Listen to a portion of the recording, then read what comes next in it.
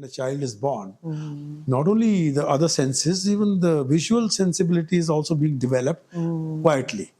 Whatever the child is looking at, that's where something is being formed. There is a certain part of the brain which is responding to it. So in our region in the north, we provide them um, pictures of gurus or devis and devtas or sceneries, stuff like that. So then the child is only looking at that. But child is not only looking at that, child is also looking at what the kind of bed sheets you have spread, the kind of flowers or patterns are there on our dresses, kind of meenakari or the alankar are there in the arches of the building, or the textures of the building, or the furnitures you have, or the plants you have. Child is responding. The mind is actually absorbing everything. This is what I'm coming to. This is the actually responsibility of the artist. We are so pampered. Honestly, we are pampered. We do what we really want to do, and we say we create something, we make something, and people say it's creation. That's fine. That's very kind of other human beings. But when we make something, it's not ours anymore. It belongs to other people. It belongs to whoever But is going to look at in our field, in the visual art field, I make a photograph. Other people make a painting or sculpture. You are the buyer. You spend maybe from thousands, lakhs to millions on that. It goes into your house, is displayed there. Whoever comes, ye kiska kaam hai? Is it Hussein's work? Is it Damien Hirst's work? It never belongs to you. Think global, act local. So many of us have seen the value of this phrase. Diwan Manna has actually lived it. Globally, 15 of Diwan's works are in the permanent collection of the Museum of Asian Arts Berlin, Museum of Modern Art France, Government Museum and Art Gallery, and the Fine Arts Museum in Chandigarh, Deutsche Bank, and in many other institutions and private collections in India and abroad. He has been exhibiting his work in prestigious museums and galleries abroad since 1986. And locally, he has taken Chandigarh through so many deep dives into the world of art.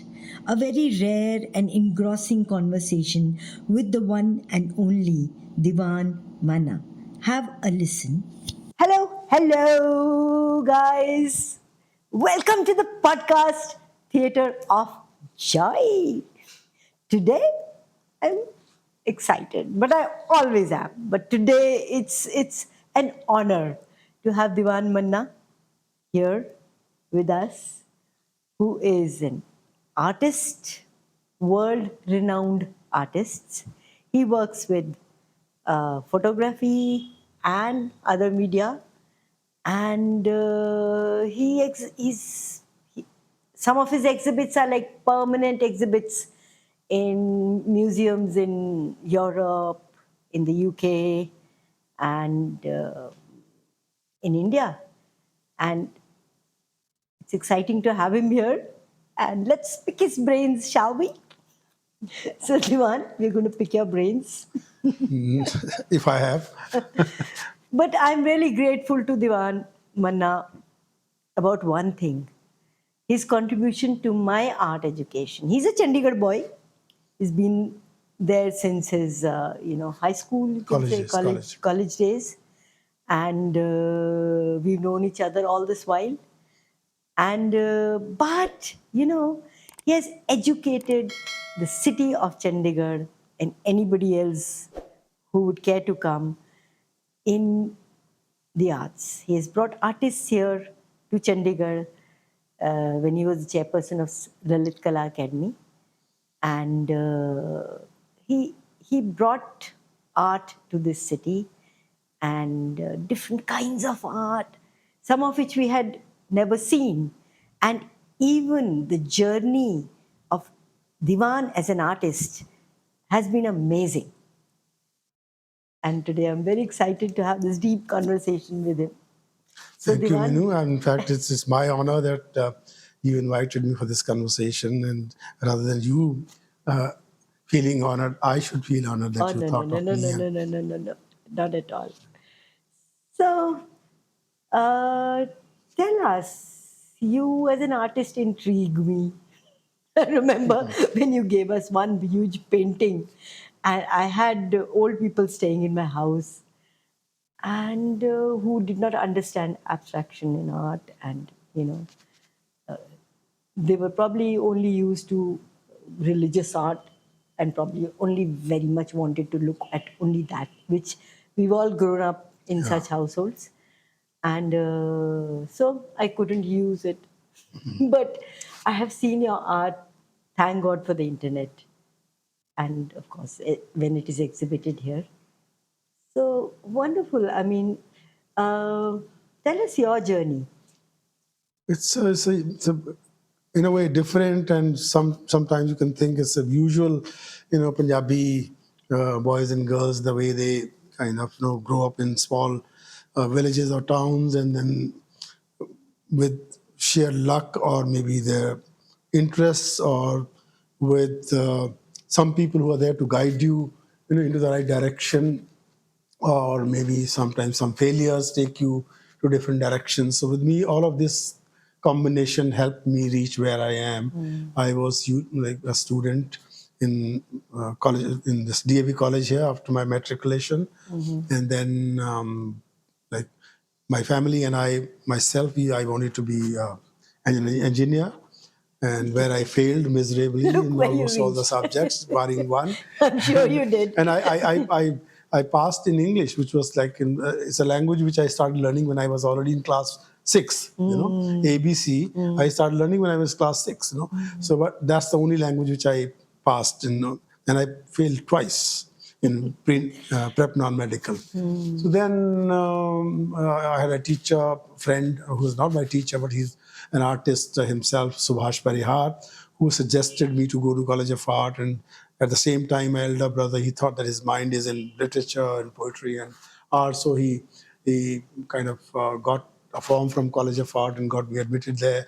So I kind of passed the examination, and uh, so slowly, and in between, I met Chenny, who was a theater director, and many things more. So we are a bunch of College of Art students who, because I have to mention that because it made a major difference in my understanding of the world. Because Your stint in theatre. I got introduced to theater, and through theater, we got introduced to a whole lot of people, personalities, because he made us travel a lot. He got us introduced to the very best in the field, be it Badal Sarkar, be it Khwaja Ahmad Abbas or Imtiaz Khan or Amjad Ali Khan or other people, Kamleshwar, Al-Qazi Saab, a lot of them, So that actually opened up new avenues of understanding of the world of art for us, It made us interested in those things which normally people studying in colleges of art are not Don't get actually introduced to. And that introduction, I was myself very much interested in literature right from my school days. But this coming into theater helped me shape my personality in a manner which other students probably would be not actually having access to. That's theatre. Yeah, that's theater. It gives you a different. And that then again, your interest are I made friends with poets, I made friends with musicians, music directors, theater persons. So all people from all walks of life, like philosophers, psychologists, teachers of English, literary people, poets, painters, theater persons, journalists, they were all friends. With that, you grow up as a different person altogether. If you are keen to learn, if you observe every move And if of you're a theirs, seeker, if you're nothing a stops seeker. you. Yeah. So that's how my journey began. Then I in fact, never thought of staying abroad, and that was one thing which I felt very comfortable staying in Chandigarh. And Chandigarh has benefited with your choice. Yeah. People they go to these large cities, artists they like to be by themselves, but you are out there in the city. And, when people helped you when you were a boy, you were a young adult, you're paying it forward now. That's I think all of us should do, and it comes naturally to you. See, when And when you you grow up, understand what a young adult, the confusions, the you don't know what to do, where to go, True. and you guide them. Yeah, it is because I think probably, I don't know whether it was there within me or not. When I was given the responsibility of being the chairperson of Chandigarh Lalit Kala Academy, then I thought like I was a big critic of the academy because academies were really non-functional. Not only here, almost throughout the country. And many of places they still are like that. The government-run institutions where people lobby to become chairpersons or members or executive members. Then we all know what happens there. So then I took upon myself the responsibility that I have to turn things over. And I put all my energies into it. You did and turn all them my over. experiences into it. Whether my experience of how to through theater, because when you're in theater, you become a good manager also. You know how to manage things, how to, kind of put together all the resources and how to, kind of present things. How to address the media, how to address the audience, how to kind of prepare a project. All those things you learn. Unfortunately, these things are not taught in College of Art. No. So maybe now they do, I don't know. But at least at that time it wasn't. And so all of this helped me, and the exhibitions which I was holding abroad, working with curators of big museums and museum directors, how a professional level exhibition is mounted and executed and put up for the viewing of the people. So all the merchandise along with it, publicity material, and how it affects the psyche of the people. When you look at art, it's not merely looking at art. When you actually substantiate it with other things, you provide them a wholesome experience. And that experience is something which I always was very keen to provide to the people. So that's how things happen. Then obviously my focus was on the younger generation, because most of the people who had actually gone above 40, 50, they had, I don't say that their creative periods had gotten over, but as mature adults, I think it was not the responsibility of the academy to provide them support. And if somebody is not able to do something at the age of 50, then who else can do something for them? So I thought we should honor them. We should take them along, take their experience with us, but at the same time, focus on the younger generation. Focus on providing a wholesome experience of knowledge, to create a knowledge pool in the city. And a skill base. There is skill base. Skill base is not as much, because we are not an academy which teaches or imparts education. Yeah, but the skills that you had from theatre. Yeah, that's true. Those. That's true. So that's how, and we were a kind of a good bunch of young enthusiasts with our academy, and everybody helped me. And that also helped a lot. Because my people who I was friends with from all walks of life, they supported me, and that Because was. you were doing such a good job. Yeah. I mean, bringing very artists who are top, really charge a lot for. Yeah. I mean, And the good thing paintings is, really go for very. And the good thing is, normally we blame the government and the politicians and the bureaucracy. When I was there, I got never ever any hindrance from all of them. In fact, I got the full support from them. And like we had a budget of 5 lakhs when I joined, and when I left, it was more than 80 lakhs, and within a period of 7 years.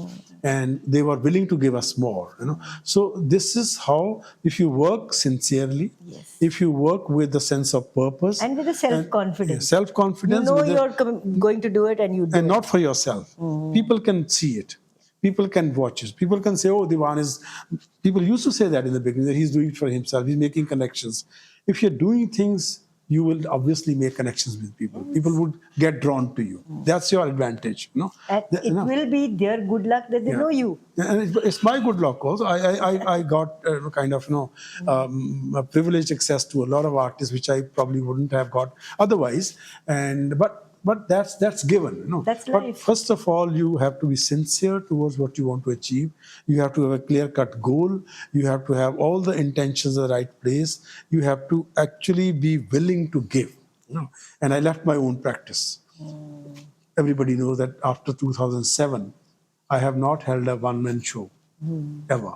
Although I used to travel 3-4 times abroad for my shows and other engagements abroad, and which I never did. while studying while being the chairperson, or even Punjab Lalit Kala Academy, because I've served there for 8 years after that.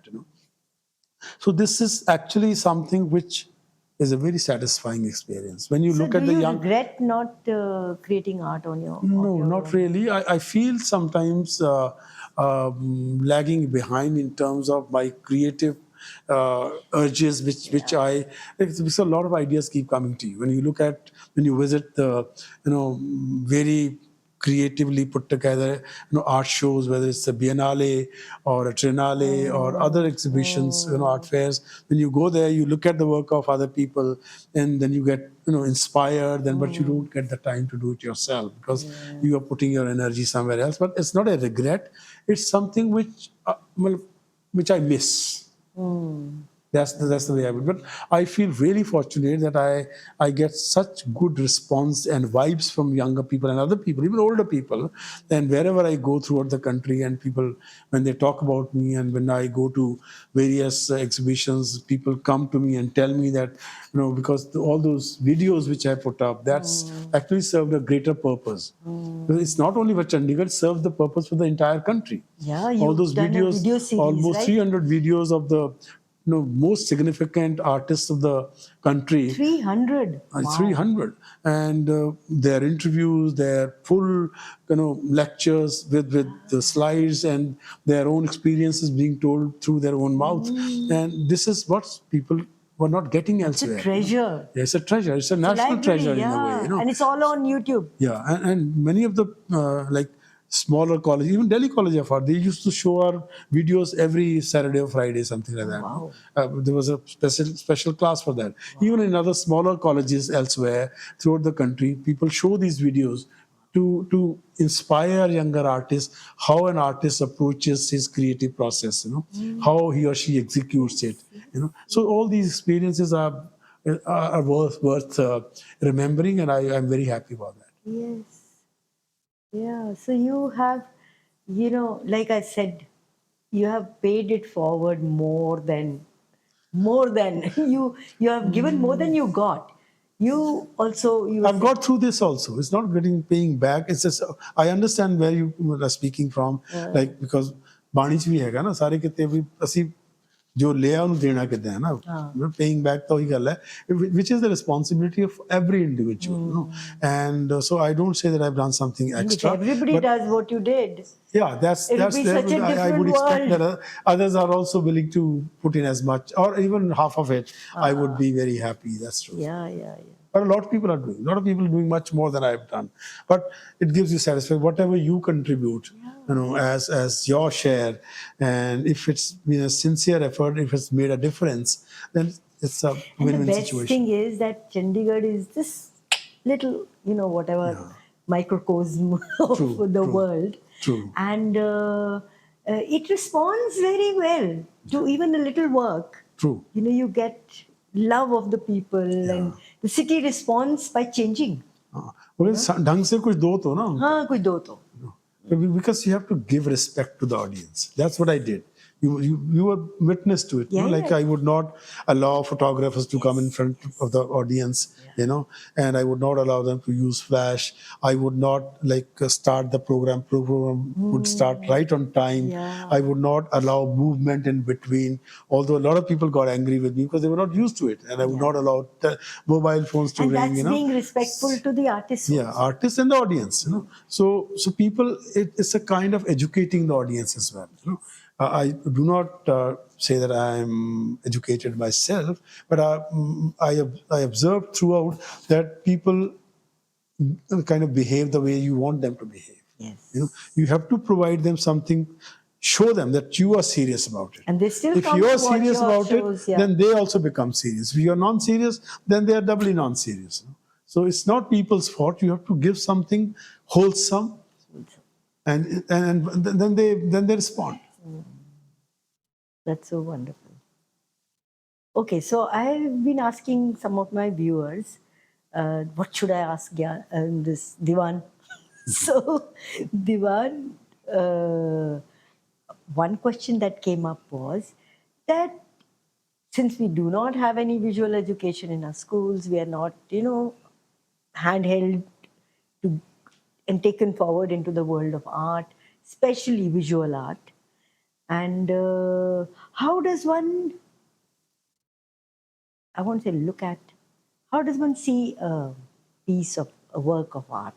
It's a painting or a sculpture, or because they go into sometimes into abstraction. And not only that, your art, you take something ordinary and make it special, extraordinary. And it's amazing. I mean, there's so many layers to what you do in your any piece of art that you have created, and it's really really brilliant. Thank you. But yeah, I mean, I have grown up with your art, so I'm lucky. I'm able to see. I have been exposed to it more than just a few minutes that one does in an exhibition. And so, how would one, a totally lay person who has See, never, basically, number one, we obviously lack this education, the basic education of appreciating art. Although it is within us, yeah. it's within everybody. But there's lots of things blocking Yeah, it. because I almost give this example everywhere that you know look at South India, where like there are classical dances, there is alpana which they make, Yeah, and that's, so there is so much geometry in it. there's so much abstraction in the So much Alpana. abstraction in it, and people from childhood they do it because when a child is born, not only the other senses, even the visual sensibility is also being developed quietly. Whatever the child is looking at, Yeah. that's where something is being formed. There is a certain part of the brain which is responding to it. So in our region in the north, we provide them um, pictures of gurus or devis and devtas or sceneries, stuff like that. So then the child is only looking at that. But child is not only looking at that, child is also looking at what the kind of bed sheets you have spread, the kind of flowers or patterns are there on our dresses, kind of meenakari or the alankar are there in the arches of the building, or the textures of the building, or the furnitures you have, or the plants you have. Child is responding. The mind is actually absorbing everything. Everything. So we should put a lot of attention to what we are displaying where the child is. That's one part. That has to begin from schools and colleges, and we have to teach like not only the children but along with them their mothers. So that's where the child spends the maximum time. No, that's the given. Whether we call it gender bias or whatever, that's natural phenomena all over the world. No, because the mother's child connection is so deep, especially in the formative beginning years of one's life. So mothers have also to be given that education. Number two, the situation is given. We cannot change it overnight. The way you have put your question, we are there, Yeah. lay persons. We haven't been exposed to, high art or low art or this art. First But of we all, might be conditioned a little yeah. by people saying, "Hey, kya hai? So this is So we high art, should we this is should low art." actually do not go into an exhibition or a show of art with any prejudices. Then we have to understand it. It's actually extremely difficult to understand a work of art. You have to respond with your visual and emotional uh, Body. body and mind. What it does to you. Just take it that way. Don't try to figure out what it's doing or saying. You can do that if you are a discerning audience, if you have been educated in how to read art. That comes with time, like classical music or any other thing. We learn Hindi, in Yes. English, Punjabi, or That's a good the skill sets, how to manufacture things, how to gulli danda bhi karna chahiye apne. You have to learn it. It's not natural. रोटियां पकानी है कुछ भी करना है. So that way, if you are educated in how to read art, how to respond to art, is better. Then you can actually try to figure out what is it wanting to do. Art is all about kind of something fresh, a novel idea. Otherwise, we call it Expands craft. your world if you Yeah, let it. it expands your world, of course, and it gives you a new way of looking at this world. That's the beauty. That's the point, yeah. I So guess. that's what art's purpose is. Sometimes if it's a very deep art, some bigger geniuses, they even float ideas which actually kind of become instrumental for some scientists, for some mathematicians or musicians to explore other genres. Like the Because geometry of yeah, things. so sometimes art can trigger something else which can lead to a major invention. But sometimes it doesn't take you there, but it makes your experience richer in a way. You become a better person.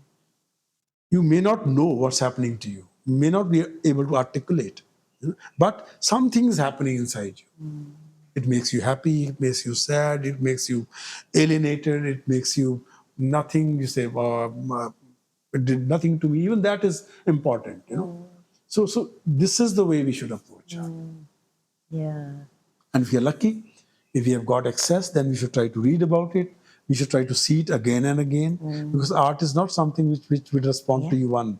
Because art's meanings can keep kind of evolving with time. It's our own experience, our own lived experience, how we have understood life around us. That's the way we respond to art. And also how we respond generally to things. Yeah, that's the way. Annie, well, this is not he's not coming in my frame. Exactly. So that is how you would look at art. Well, you will see the art, a particular work of art, in a different way. Yeah. And you will decipher a different meaning. I will decipher a different meaning.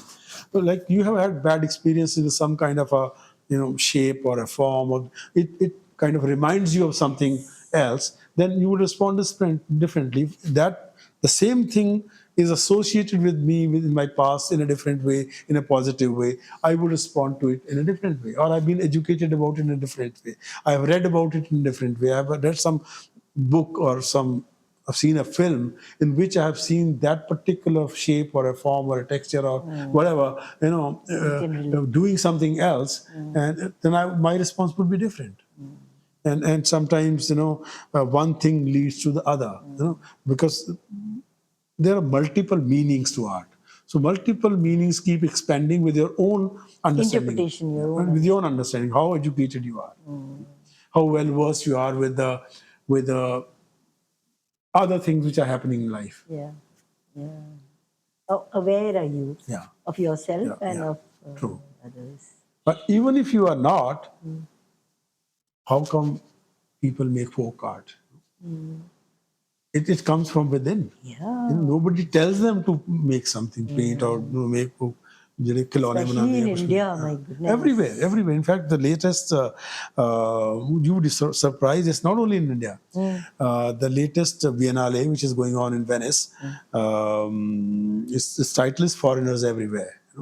It talks about people, Aboriginals, traditional artists, folk artists, tribal artists, about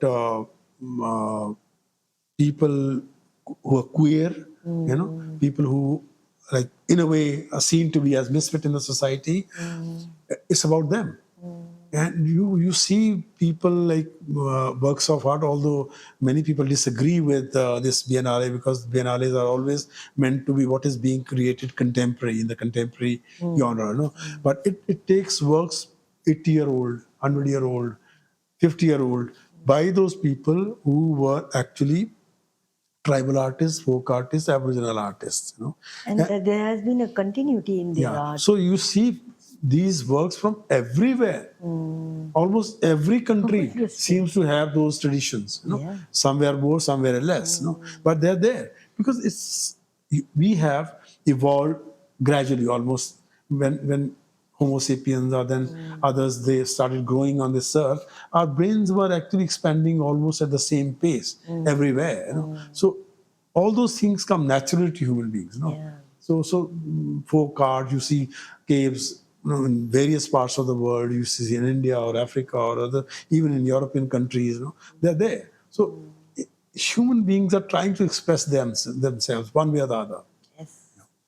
And I mean, like you were saying earlier, that you have, through what you were doing, you had access to all kinds of artists who were doing all kinds of stuff.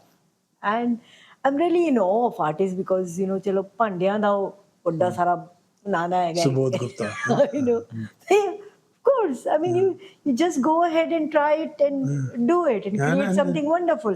So And I'll expand but the previous conversation from there. No? huh, I'm sorry to interrupt. So when we talk about Subodh Gupta, ਤੁਸੀਂ ਭਾਂਡਿਆਂ ਦੀ ਗੱਲ ਕੀਤੀ, the utensils, kitchen utensils. yeah. His work is very, very special in the context of art. A lot of artists, they get inspired from other people. Sometimes they inspired from their own experiences. In Subodh Gupta's case, it's so very relevant to Indian context. See, kitchen. From kitchen, you come to hunger. Hunger is related to poverty. So in India, there is so much of poverty. There is so much of hunger. So he is And so much expressing, imprisonment. Yeah. I mean, women are imprisoned in the kitchens. Yeah. So he's expanding that thought. I saw one of his works, which I always give an example of everywhere, in Lille. And it was displayed in one of the, I think, religious places, whether it's church or something. A skull, human skull, almost this big, 5 feet tall, made of utensils, kitchen utensils, and the title is Ever Hungry God. Lord. Oh, wow. So this is how an artist is kind of valued as a bigger artist who is talking at a bigger Very much bigger level. It's not about beauty, about not only aesthetics. Pande Jake Banate. He's a very simple man, very humble person, and comes from a very humble family. But how he has expanded the meaning. That's what art does. Yeah. Yeah. And to look at that, you don't even need education. Yeah. You need, but it's better if you have. If you don't have, It still makes an effect. Expands your because world. see, we human beings do need education in every way. How to behave, how to talk well, how to communicate. So I believe that everyone knows, but we've been told we don't know. Yes. Like you're talking about the folk artists. Yeah. They just know how to be their art. Yeah. But in urban and whatever, in the modern times, we have been told that we don't know until That's true. That's true. we pay some money and get taught. Yeah, look at the work of Madhvi Parekh. Madhvi Parekh is an untrained artist, Manu Parekh's wife, and she does like paintings and drawings which are having mainly folk motifs. And a couple of years back, or maybe 3 years back, Christian Dior got her works converted into tapestries. So what?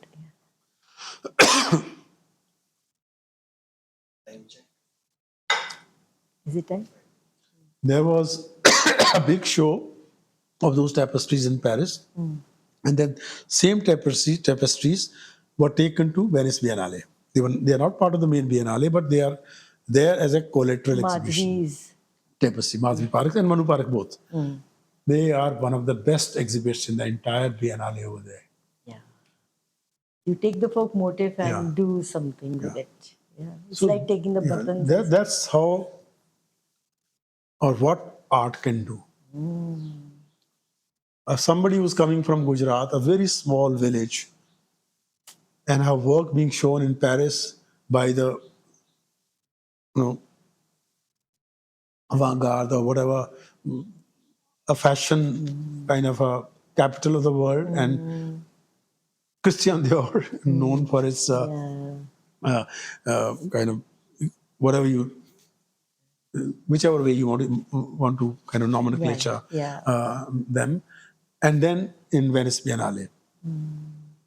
So this is how you expand your vision, how you expand your own. How you actually, that's what fascinates me about all these artists is how you be you. How do you? How you be you. Yes. You spend money, you spend time, whatever, because you want to create something. You follow your vision, You follow your... You're born in a poor family, you're born in a village, you're born in a city, or a richest person. That's what Sartre does. Sartre, that's what he says. Yeah. Although many people disagree with him, that you are given a circumstance in which you're born, you sometimes cannot overcome those limitations, but you can. You can? You exist. That's your essence, he says. Your sense is first than existence. And existence is what you make of it. So, but what I was trying to get at is that, thank you for, introducing me more to Subodh Gupta. So, what I was trying to get at is, you have seen closely exhibited, put up, actually literally, the art of so many artists, so many different, who are doing work in different forms. India, we are really amazing and lucky for that, because, there's everything is being done here. And I would be really excited to see how, when you feel that you want to start creating your art again, like you have. I'm doing already. I keep on doing slowly, but not with that kind of intensity, seriousness, and passion. But I keep doing it. But you should. Yeah. Because look, I think... If you look at my recent work, which I've been doing, and I've been showing, in fact, I've been doing it, but I've not been showing it on Instagram and Facebook. I'm already in it. Yeah, but what I'm saying is that you're a very unique person. You have spent long years in creating art for yourself, right? And breaking a lot of barriers in what art should be like many other artists also, but you have your own special journey. And also you have closely been with other people's art, what they have created, their work, right? And of course it does, it's an extra node, like they say, which you have grown.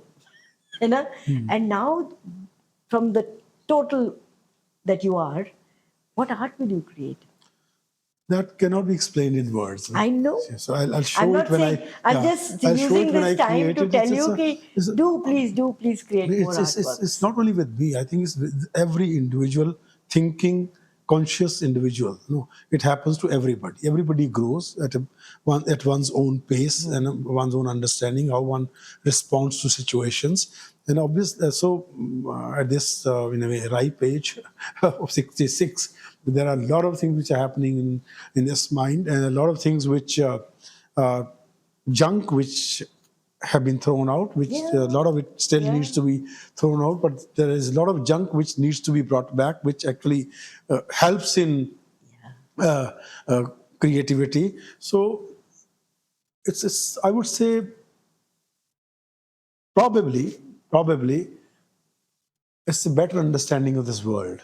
Yes. And maybe a little more mature than earlier times, in which you have seen many ups and downs, what happened in Iraq, what happened in Afghanistan, what happened in Herzegovina, what happened, Chechnya or Czechoslovakia, what's happening in Ukraine and Russia, what's happening in Bangladesh now, what's happening in other parts of the world and other spheres, political spheres, geographical spheres, dystopian, totally. And the world of commerce, the world of internet, the world politics, of AI, and all this. It actually has changed your outlook towards the world, and how individuals are becoming more of robots rather than being human beings. How there are other forces which are naturally bringing them back to being humans, in spite of all the efforts by human beings themselves to not being human beings. So all this is actually happening simultaneously in one's mind, and let's see how it responds to all those challenges, and how my main purpose in life seems to be to remain human. Because I respect all religions, but I'm not in favor or against any religion. So whenever somebody asks me, that's my name, Diwan Manna. Nobody knows what it means, and nobody can make out my caste or religion or this thing. So everybody gets confused. And the way I look it confuses even more. Nobody thinks that I can speak Punjabi, Yes. So that helps me. So that's my outlook towards life, to be a human first, and how well we can uh, be better human beings, how empathetic we are towards other human beings, and how art can help resolve all those issues Yeah. which keep cropping up face to face, and make like communities, people confront with each other right from millennia. It's not now. It's a human tendency to be, kind of selfish, to seek power, to usurp But also, other like people's. I read somewhere that you as an artist too is uh, find still look for something, show Yeah, the I discordance, think this is the but still duty look of the for artist. something human and This beautiful. is what I'm coming to. This is the actually responsibility of the artist. We are so pampered. Honestly, we are pampered. We do what we really want to do, and we create. We say we create something. We make something, and people say it's creation. That's fine. That's very kind of other human beings. But when we make something, it's not ours anymore. It belongs to other It people. belongs to whoever But is good. in our field, in the visual art field, I make a photograph. Other people make a painting or sculpture. You are the buyer. You spend maybe from thousands, lakhs to millions on that. It goes into your house, is displayed there. Whoever comes, ये किसका काम है? Is it Hussein's work? Is it Damien Hirst's work? It never belongs to you. You have spent the money on it. You have bought it, but it always belongs to You're artists. sharing We are it. so pampered. Yeah. So then it's our responsibility also. We should be very, very giving. We should be very, very understanding. We should not be judgmental. We should be open to all kinds of ideas, and providing some kind of a solace and solution, and an alternative when everything else fails, when politicians fail, bureaucracy fails, other uh, uh, kind of whatever management agencies, or there are institutions, when they fail, then it's the artist's responsibility, be it a painter or a musician. And I or a would theatre also person. like to say what you have said one beautifully, you put it wonderfully, that to the art world, some parts of it is busy fighting with each other, judging each other, or putting each other down. Though a person who's matured through his art like you, there are a lot of those also. Yes, of course there are. That's why this world is changing. That's why, like, in spite of all the ills which are happening to this world, it's still continuing. It's carrying on. Resilient. There is still hope. People are, like, even if they have nothing, people, like, you go to Delhi and Bombay and other parts of the world, people are living on the street. There's nothing else. Upar asman, niche zameen. Na pani hai, na kapda hai, na roti hai. And they're still happy sometimes. They're still living. Yeah, they're still living, but it's not an ideal situation. But see, that's how humanity behaves. Humanity finds a way of finding happiness in whatever is given. But a little help is always welcome. Of course, it should be. It should not exist. People should not be made to live like that. And in fact, it's our responsibility. We are, as I say, we are so pampered. We should try to kind of be willing to give a part of us to others. Thank you so much, Diwan. Thank you. It was Thank you. such a beautiful conversation. I learned such a lot from it. Me too. And in fact, And thank you. Thank you Thank you. so much. And thank you for Chandigarh.